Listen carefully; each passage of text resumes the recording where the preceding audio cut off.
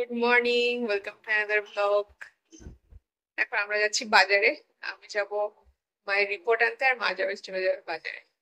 সকাল সকাল উঠে ফ্রেশ হয়ে চা বিস্কুট খেয়ে আমি আর মা বেরিয়ে পড়লাম। মা চলে গেল বাজারের দিকে বাজার করতে, আর আমি চলে এসেছি এদিকে রিপোর্ট নিতে। রিপোর্ট কাউন্টারে রিপোর্ট নিয়ে দেন আমি টোটো ধরলাম, টোটোতে বসে বাড়ির দিকে রওনা হয়ে গেলাম। আর বাড়ি যাওয়ার আগে আমি ঢুকেছিলাম একটুখানি স্টেশনে, কারণ স্টেশনের চা আমার প্রচন্ড ভালো লাগে। তো তোমরা কারা কারা আমার মতো আছো কমেন্টে জানিও। তো চা বিস্কুট খেয়ে চলে এসেছি বাড়িতে, আর বাড়ি এসে দেখছি আমি তো আগে পৌঁছে গিয়েছি আর গেটে এদিকে তালা মারা, কারণ মা এখনো এসে পৌঁছায়নি। তো একটুখানি এদিক ওদিক হাঁটাহাঁটি করতে না করতে দেখলাম মাও চলে এসেছে বাড়িতে। এসে গেছি, আর পৌঁছানোর সাথে সাথেই বাইরে বৃষ্টি শুরু হয়ে গেছে। মাও পৌঁছে গেছে বাড়িতে।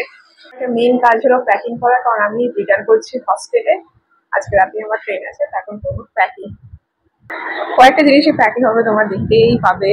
আর ব্যাস কয়েকটা আম নেবো, যেখানে রাখা আছে দিদা বাড়ি থেকে নিয়ে আসা আমগুলো, এখান থেকে কয়েকটা নিয়ে নেবো। ব্যাস প্যাকিং করে নিয়ে চলে যাবো হস্টেলে।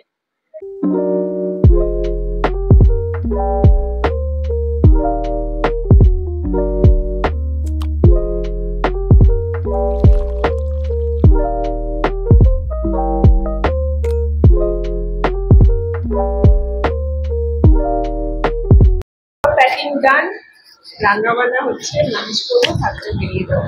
তো রান্নাঘরে কি কি রান্না বান্না করছে মা একটু দেখা যাক। তো এদিকে চিংড়ি মাছ ম্যারিনেশন হচ্ছে শুধু লবণ আর হলুদ দিয়ে, আর এদিকে অলরেডি কড়াইয়ে তেল গরম করতে বসিয়ে দেওয়া হয়েছে চিংড়ি মাছ ভাজার জন্য। আর এদিকে কিছু একটা রান্না বান্না হচ্ছে।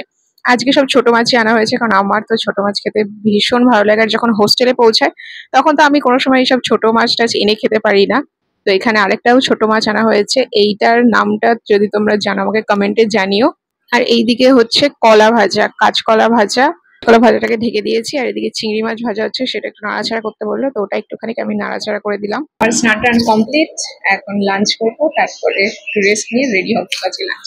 আজকে মা বানিয়েছে হচ্ছে চিংড়ি মাছ দিয়ে মোচার ঘন্ট, কাঁচকলা ভাজা, আর উচ্ছে আর আলু দিয়ে মাছের ঝোল। লাঞ্চ কমপ্লিট করে কিছুক্ষণ রেস্ট নিয়ে রেডি হয়ে পৌঁছে গিয়েছি স্টেশনে। আর বাবা এসেছিল আজকে স্টেশন অব্দি এগিয়ে দিতে। তারপর শিয়ালদা পৌঁছে কিছুক্ষণ টাইম ছিল, তো এখানে ওয়েটিং রুমে ওয়েট করলাম। ডিনারে খেয়েছিলাম বিরিয়ানি, আর তারপর আমার ট্রেন ঢুকে গিয়েছিল, যেটা তাড়াহুড়ো আর ভিডিও নেওয়া হয়নি। পরদিন আমি একদম ঠিকঠাক হোস্টেলে পৌঁছে গিয়েছিলাম। টাটা।